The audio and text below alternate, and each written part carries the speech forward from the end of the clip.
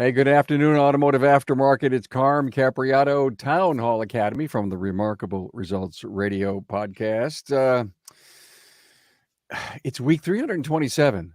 I think it was Dan Taylor saying, "When the hell did you start, and how many shows did you have?" Well, it was one in March of 2015. 1,200 plus shows later, Dan, we're still rocking it. We're talking about retention, everyone, keeping top employees. I got a great panel. In fact, this is my second show ever of having someone outdoors in California. How cool is that, Dan? Glad to have you here. Dan Taylor, Senior Business Advisor, Transformers Institute. Hey, Dan. Good morning, Carm. And wait till you hear this episode that Dan and I did. It's not released yet, where we about protecting your gross profit. And it's a completely different angle than you may think of. David Askwith is with us, Managing Director, AutoStream Car Care Baltimore. You must be busy with 9 locations. Yep. Stay busy, Carm. Unbelievable. What a great company down there. Great group of owners. And Bryan Kauffeld is here. Bryan, did I say that right? Yes, you did, Carm. Bryan Kauffeld, owner, Ulmer's Auto Care, Cincinnati, 5 shops plus an 8S calibration center. Business legacy there, 86 years. Wow. Absolutely. Yes, sir. Thank you for having me. So glad to. Are those your core values behind you? No, one of them is that's just some words that we try to live by around here, and hustle though is certainly one of our core values. Excellent. So glad you're here. We've got a lot going on here in today's show. I can't tell you how excited I am. Thank you, Dan Taylor, for bringing me these episodes. We want to just take a quick time out for our great sponsors. You know, it amazes me how much 5-star reviews make or break a shop. Get more customers falling in love with you when you offer them complete convenience and transparency with the industry's leading shop management system. On the web, getshopware.com. And are you up to date on your training? Well, Delphi Technologies is so proud to offer over 30 courses run by ASE certified technicians for professionals. Turn to the OE aftermarket supplier with over 100 years of experience, the parts your cars are born with. Inquire today at delphiaftermarket.com. Hey, if you're watching on YouTube, please subscribe, give the video a thumbs up, and thanks. So glad you're all here. Just in case you're with us on social media, please give us a share and a like, our great YouTube channel. Please subscribe to that. So good you're here. So glad you're here. Retention, keeping employees.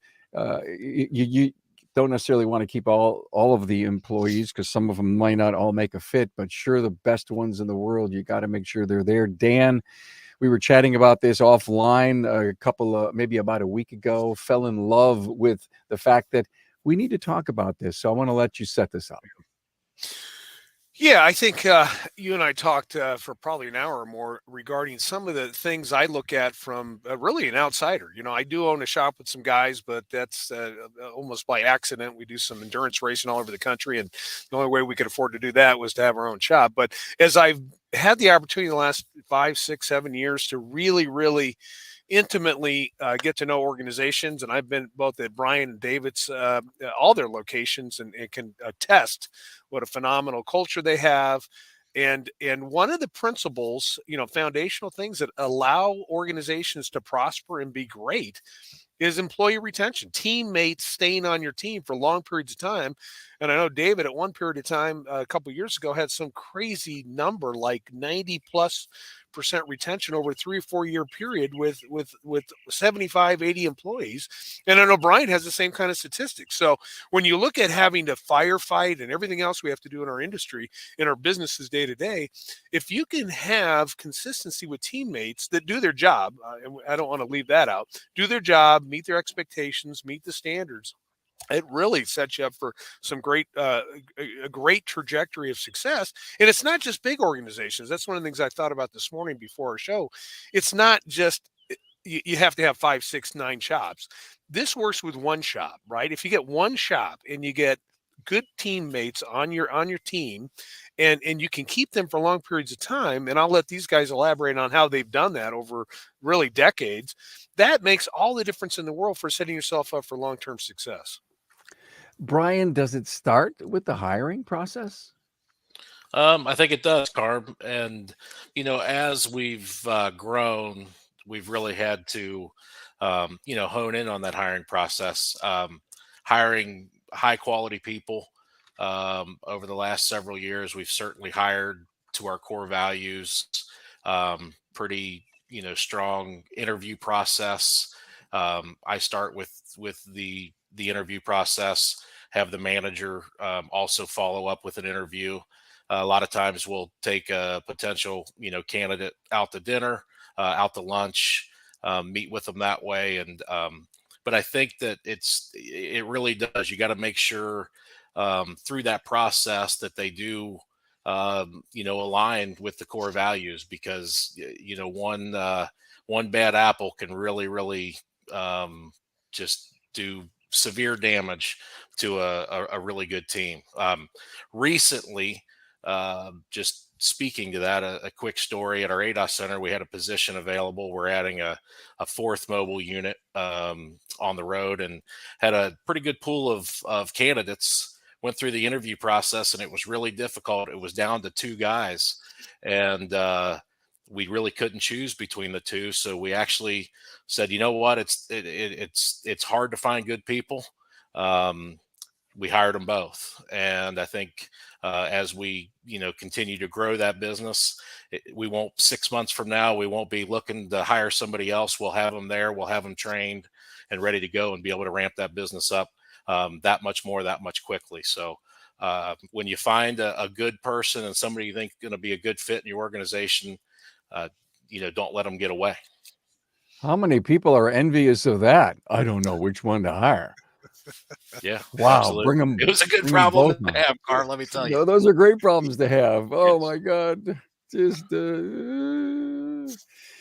David, you get a lot of referrals because you have such a great organization. It's kind of, if you will, the love from the inside goes out, and then people want to come in. Absolutely, Carm. For us, what we now have is a referral rate of over 74%. So it became a lot easier to hire as people were doing business with people that they like. And so when we get that candidate coming through, they already have a leg up. And not saying that we don't run ads, because we do, depending on, the need, but most of the time it's awesome to have a pipeline of people. And even today we have multiple people that we know that want to be part of the organization. It's just about finding the right spot for them and the right timing.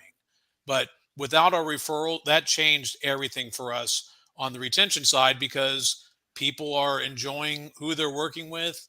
They're helping vet. And you also have people out there making sure that they're bringing the right people to the organization. They don't want to refer somebody who's just going to be a flash in the pan. So we end up getting top quality people. And I just want to echo what Bryan said. When you have an opportunity to bring on an A player, you got to do it, even if there's not a spot necessarily available, because there's not a lot of A players out there. So I couldn't agree with him more on that, Carm. So even a small shop, I don't know, 5 bay, maybe 4 technicians, you find a superstar, you almost, as an owner, have to figure out how I can bring in the work, have the right equipment, improve my layout, do whatever I have to do to fit this individual in. Would that be the right move? For me, it's easier said than done. Having 9 locations, we can typically find a spot for that individual owner. They would really have to evaluate. I'm not sure how Bryan and Dan would feel about it, but I would have to look very hard about bringing that person on, even in that scenario that you outlined. Yeah, I would jump in to follow up David. I think that if you find somebody that you believe is a superstar, with the talent pool, especially in our industry today, you have to find a place for them. You never know what can happen within the business, and you'd hate to lose that individual 3 or 4 weeks down the road, have a real need, and then you're that far behind. So I think that if you have the opportunity to hire a superstar today, and you can make that happen, go for it. So if you're thinking about your business and you're leaning over your skis and you're proactive and you have a budget and you know where you're going to be in 5 years, you think it's probably easier to bring that person in. But because if you didn't have all of that in your pocket, Dan, you'd be reluctant. Right. Yeah, it's about planning, and I think from a budgetary standpoint or P&L profitability. And again, this is one shop versus maybe 3 to 5 to 8 shops, like we're talking about. Um, I would take the hit personally on the P&L to bring on it's like free agency in any sports. If you get a chance to land a really talented individual that can help you, find a place. It might require some realignment or changes in your current team if that's so predicated. But I would agree with these guys. Talent, talent, talent.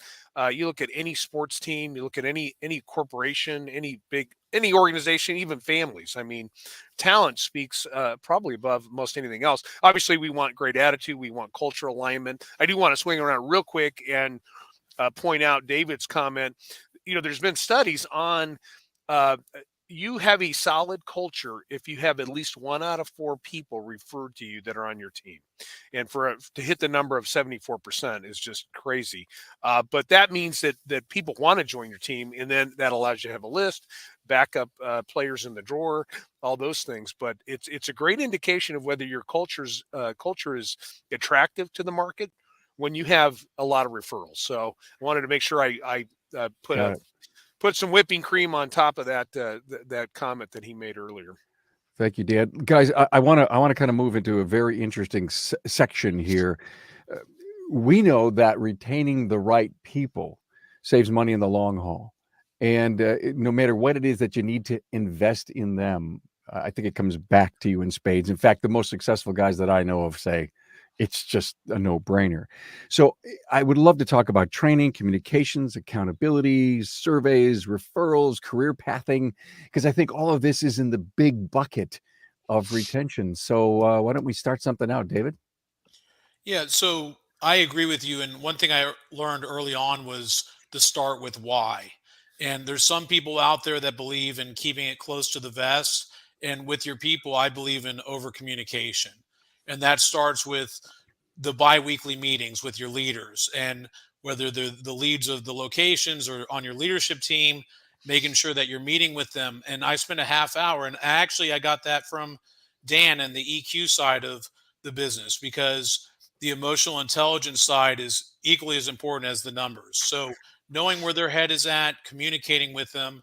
And then we also conduct quarterly meetings with our technicians where we're talking about any pay issues or where the production side is. And we have the leadership team in that meeting, and we're just having that discussion. And so every tech in the system, and we have 36 now, gets a quarterly meeting, and dedicating the time to make sure that we're spending that with the individual. We used to try to fit 9 into 2 days. And the reality is we had to spread that out over several days so that we could actually give people the time that they deserved.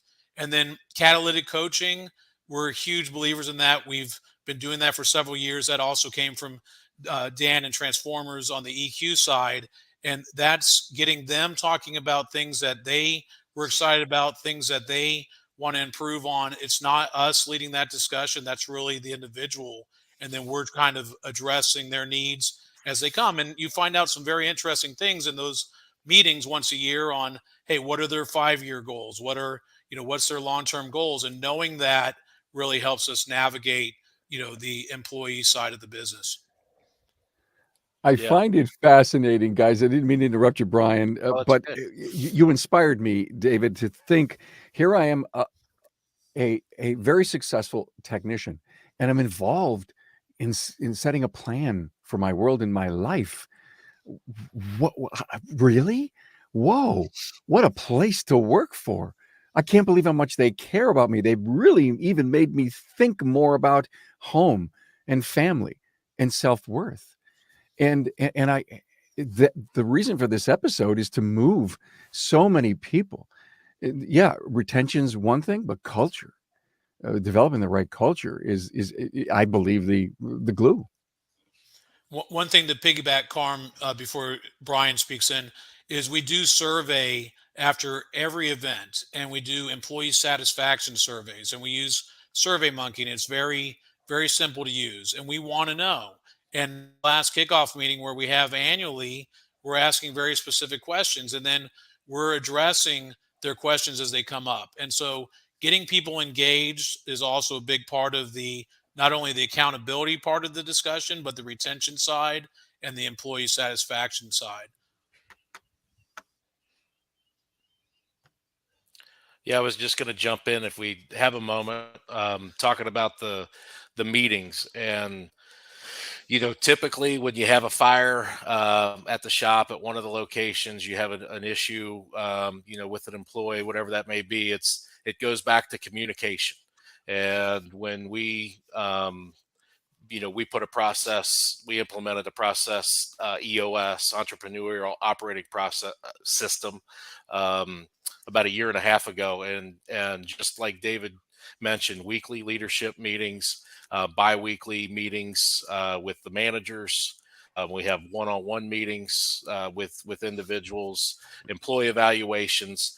The more communication that you can have within the organization, the better off everybody is. You have a lot less fires, and your employee engagement leads to happier employees. And it really has been a huge transformation for our organization. David, I love the survey idea. If you sent someone, a couple of technicians to Vision, or to, just some local, maybe day-long training, even nighttime training, would you survey them to show that you're paying attention, that you care, that the training was right? Should we do it again? Are you even doing it at that level? It's a great suggestion, Carm. We got to take it to that next level. We're not doing that as we speak. Oh my God, I gave you guys, these superstar guys, an idea. Nuggets. Oh. Well, there's a drop to the bottom line. I love that. By the way, thanks for bringing up EOS, Bryan. We have done a ton of podcasts on EOS. And if you go to the collections page under resources on my website, you'll find an entire collection of maybe 7 or 8 podcasts on EOS. And in fact, we're getting ready to do some more follow-up after the yearly meetings, and to see how many of the shops are doing with that. Guys, accountability. Don't you, if you're a valued member of a team, want a little bit of that? Absolutely. The best teams are the ones that are accountable. And Dan and I, we have a great relationship, and we talk all the time. And he uses the analogy of Nick Saban of Alabama and Dabo Sweeney, right? And wait a minute, stop. I have to tell you the story. Dan told me the story, David. go right and ahead. So I know that you like to carry a big stick, but it's getting shorter. That's true. He makes the players run longer, though. He makes them run longer now. There's no stick, but they get more laps. Yeah, and it's interesting because, Carm, that did come up in our COO group here recently, the carrot and the stick. And everyone wants to give the carrot. Everyone wants to be the nice person and go out there and reward people for effort. And then, but where's the consequence if and when that doesn't work? And it is that balancing act that we constantly try to hone in on. Yeah, and I think with accountability, certainly superstars want to be held accountable, but we also have to, keep in mind and is to put the goals and to put the KPIs in front of our team members to make sure they know exactly where we want them to go. I think that's important. I mean, to be able to hold them accountable, we have to put those goals in place and give them the tools and the training and everything to get there. Carm, the one thing I did want to echo, sorry, Dan, is how you pay your people. And that helps in the accountability discussion. We've made a decision years ago to pay the best in the industry. And at the end of the day, that gives them zero reason to go out there and looking for anywhere else. It helps with the loyalty discussion, but it also helps with that accountable discussion, because to whom much is given, much is expected. And so when you're paying your people at the top of the industry, you can ask for more. And we couldn't be bigger believers in that. Yeah, I was going to add one of the reasons why I wanted, and I appreciate both these guys being on here. There are few organizations that hold their team to the accountability level that Brian and David do, but they also do that. And I want to blend this in because it is the EQ part of things. It's the soft skills. These guys invest in these guys from a relational standpoint, and their guys know that they care about them as people. They care about them as human beings. They care about their families. They care about their careers.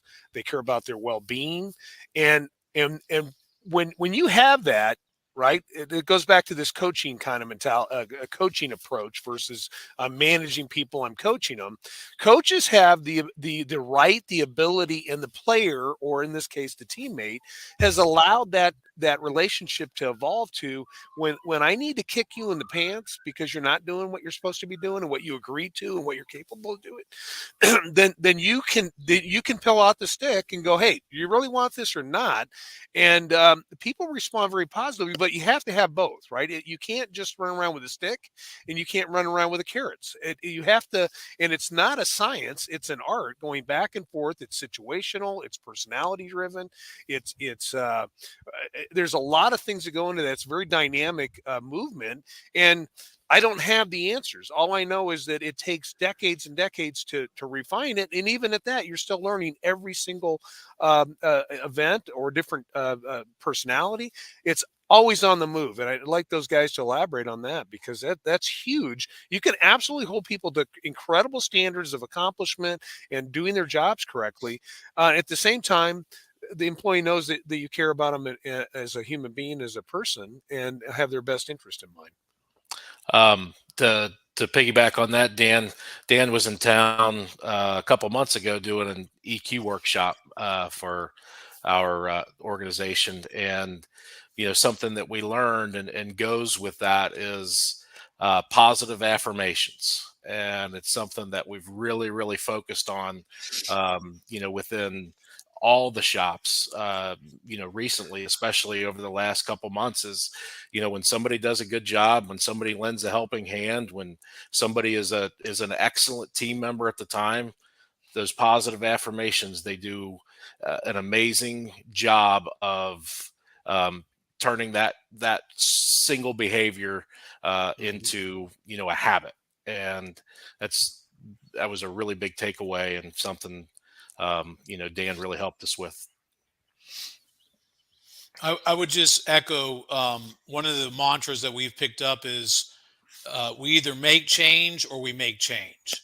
And when we're asking these people to change or adapt, or in our organization, we call it the 10 pillars.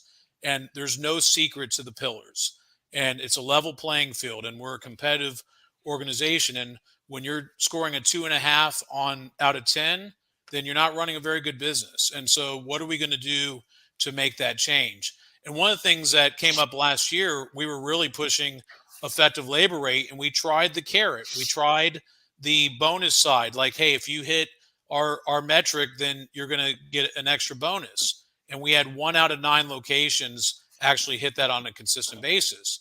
So then all of a sudden in January, we're not moving it forward, and then we had to go to the stick, which was, if you don't hit this number, here's the consequence. And then every location hit the number moving forward.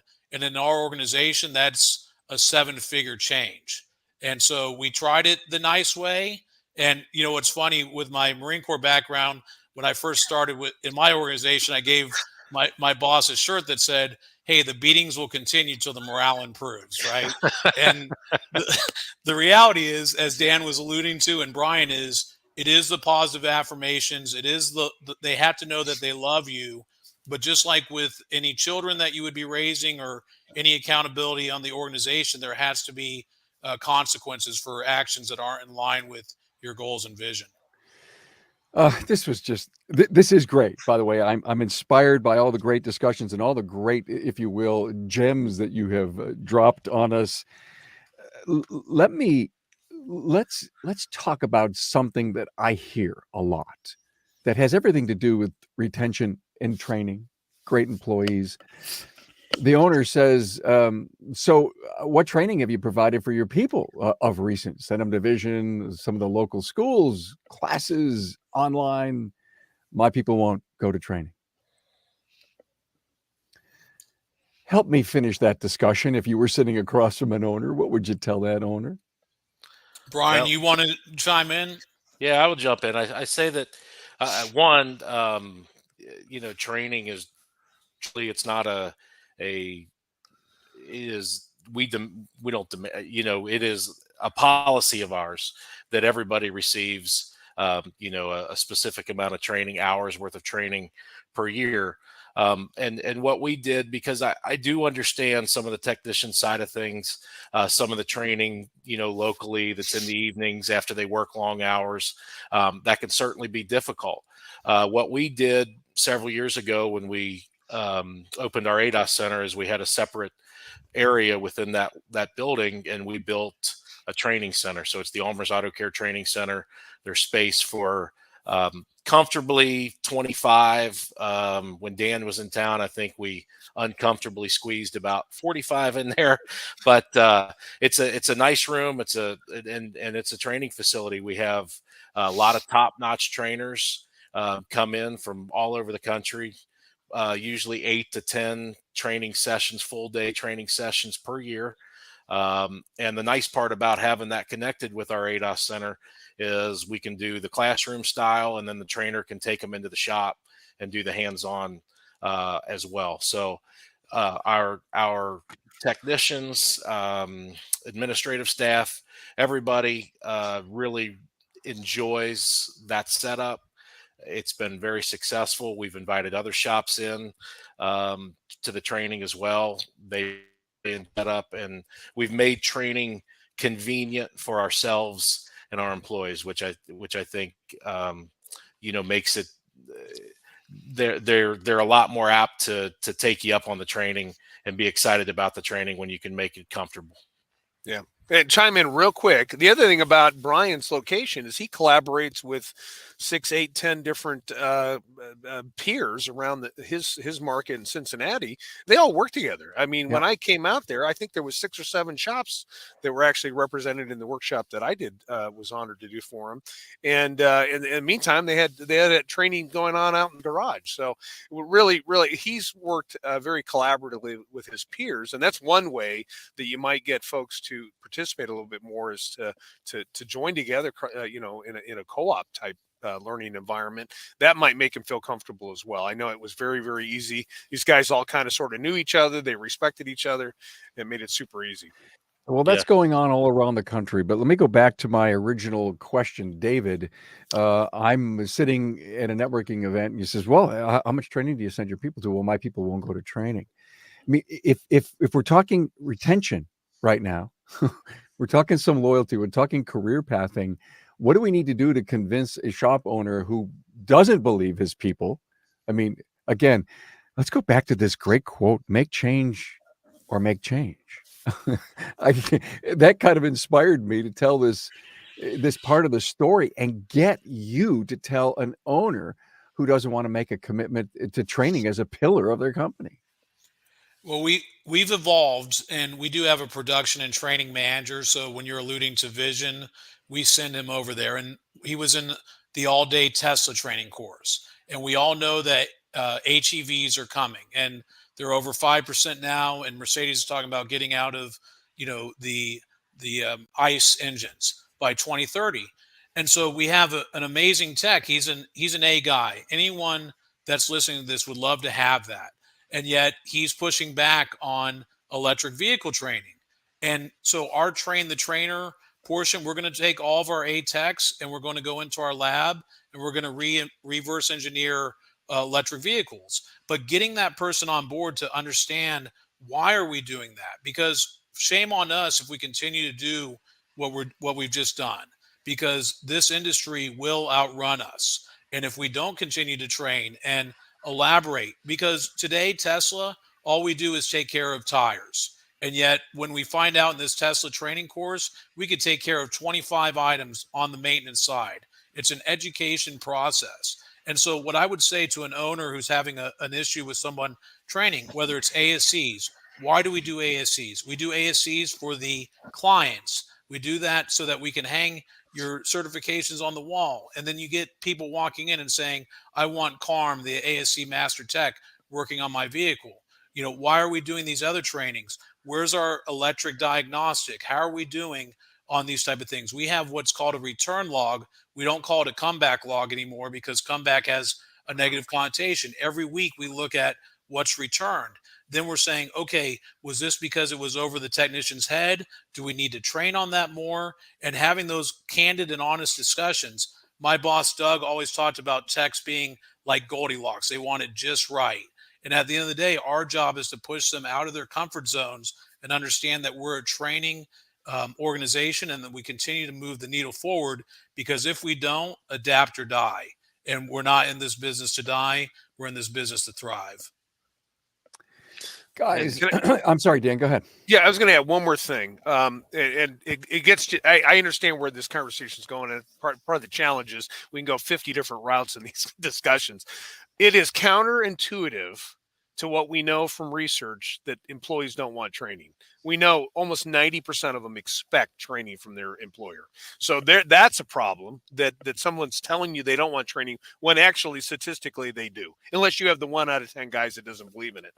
Then it comes back to a leadership issue, or it comes back to a communication issue. David alluded to catalytic coaching. We have to understand what the individual's needs, desires are, where they want to go. So I guess if I had to summarize what I was going to say, leadership has to set the precedents. We're going to do training. And 2, you got to figure out from your teammate, what kind of training do they want? Where do they want to go? And how can we help you get there? Yeah, I love what you said. It's the excuse that comes to you is that it's at night. I'm tired. I want to be with my family. We got a soccer practice, or wait a minute, I don't want to spend that Saturday away from the family. I got lawn work to do. We've got birthdays. And I look at all those as excuses. And when you think about what Dan Taylor just said about leadership, then okay, listen, guys, I get it. Let's sit down. Let's pick a date that works for all of you in the future. Here's a date that's coming up. We need this kind of training. We're finding stuff in the bays that we don't know enough about. We're looking for silver bullets. It's wasting us time. That whole leadership thing, Dan, you just nailed it. Because what I feel in my gut when an owner says my people won't train, it's that you haven't figured it out. The other thing, Carm, real quick about the training and the owner not having that excuse, a lot of owners in our industry think they can't be without that technician for a day, or I've got to pay them to be in training, but they're not going to be billing hours. And as Dan said, it's a fact that our team members want training, and the cost of one day, just think about when they're not there, when they leave, because they find somebody that will further their career, then you're without them, period. So the investment in training and the time it takes is certainly worth it tenfold. Yeah. There is a direct correlation between this training thing and retention. I guarantee it. These two guys put a ton. All the great organizations around the country, they have prioritized this. Yeah. I look at it when the person's on vacation, can't wait to get out, go with the family down to the beach. We seem to pull off the week. We seem Absolutely. to do okay. And so when you hear the excuse, you don't understand, I got to make money. I can't send my people away on a day-long training. Again, it's an excuse to a successful business individual who has struggled for years to figure out how sales are grown, how margins are made, how profits are made. And when you got that in your hand, you realize that, oh my God, what's my training budget? I haven't used enough of it. I got to spend more money on training. So it's all part of the comfort zone that I think you get into when you hire a coach, when you as an owner are accountable to a peer, which happens so much of the time in networking groups and stuff. So yeah, great messages throughout this entire episode. I think we can go on forever to talk about this, but I want to kind of put a wrap and get a final word, if you will, last call from each of you. Dan, I'll let you go last. Bryan first, then David. Bryan, anything in your talking points that we didn't cover that you'd like to make? Just talking about the career path, and when you have those one-on-one conversations, when you have the meetings with the others on the team, talk about a career path, because I think that a lot of people feel that they may be limited in their position, and as we've grown, and a real goal of ours to grow was to create a lot more opportunities for those within our organization, and that certainly has happened. Everybody on my leadership team actually started with us at an entry level position in their specific department, and now everybody on the leadership team is a manager at a location, or director of operations, that kind of thing. So we've been able to, as we've grown, we've been able to open up greater opportunities. And I think that the more time you can spend with those on the team, and create a career path, and show them that there is a long-term future with your organization, and share your vision and your long-term plan with them, retention will certainly increase and go hand in hand with that. Bryan, how often should you be sitting down one-on-one with a teammate that you supervise? Well, we're currently twice a year, every 6 months, and they'll sit down with their direct report, and then we'll have on top of that, also have a evaluation one time per year as well, where we discuss the training plan for the year going forward, goals for the year going forward, and if we stay on track with those, that's where the career path comes in play, and we can certainly, as we grow, find another position within the organization as they move up. How often do you set the vision and the number of stores, the volume, the new technology challenges that you guys will all overcome? Do you get in front of your team at least once or twice a year and help them realize that the career path that they want here can be met by your vision?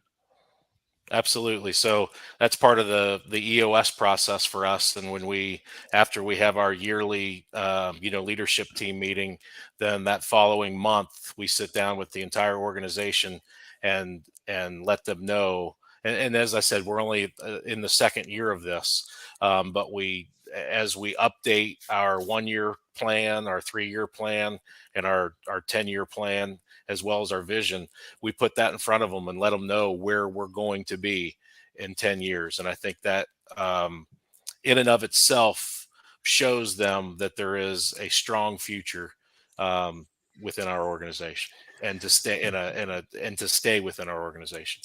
You're hearing all about the magic of retention. David? I would say empower your leaders. Make sure that they know that you trust them. Those would be the two words: empower and trust. And part of the trust is having those honest discussions with everyone in your organization. And it's not about pulling punches. Where are we? Where do you see yourself going? Are we on the right path? Are we aligned in how we're going to get there? And just be candid with people. People can respect when you're being honest. And I think a lot of people in any organization sit there and they pull punches and they're not direct. And I would just say, be lovingly direct to your people as you're holding them accountable, and they will respect you for that. Nothing is worse than somebody being caught off guard because they didn't see it coming.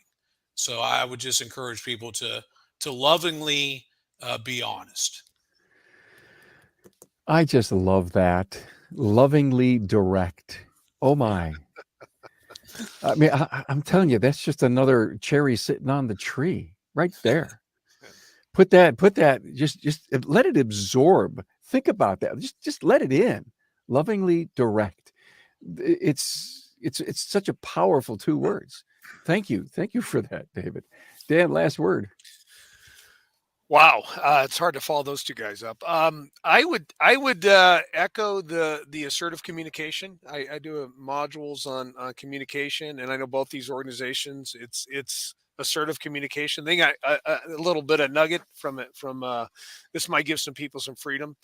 I believe wholeheartedly we're responsible to love another person. That doesn't necessarily mean you like them, but as a leader, you are responsible to love them and care about their well-being.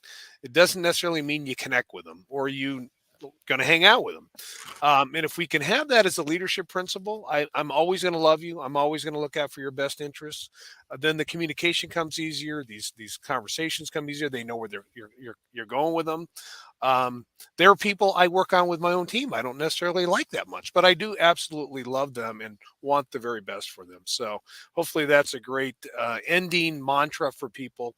You got to love them. Doesn't necessarily mean you like them. Wow, but it's so powerful. I've been known to get up in front of people and saying that an organization has to have love inside of it, and that, you know, it's like throwing tomatoes at me and saying, "Get the hell out of here! What are you talking about?" And when I wait for that response, then I would say, "Well, in my world, it means that we care for each other." And again, to your point, Dan, you don't have to necessarily like that person, but we care for each other. And that's part of the culture. That's why you're here. That's why you stick around. That's why we invest in you. And on and on. Well, these great, incredible takeaways. What a great episode, everyone. Thank you so much. Town Hall Academy, 327 Retention, Keeping Top Employees with Dan Taylor, Senior Business Advisor, Transformers, David Askwith, Managing Director, AutoStream Car Care, and Bryan Kauffeld. So why have it such a tough time with that last name of yours, Bryan? Bryan Kauffeld, owner, Ulmer's Auto Care, Cincinnati, 5 shops. Guys, thanks so much. Thank you, Carm. Thank you, Carm.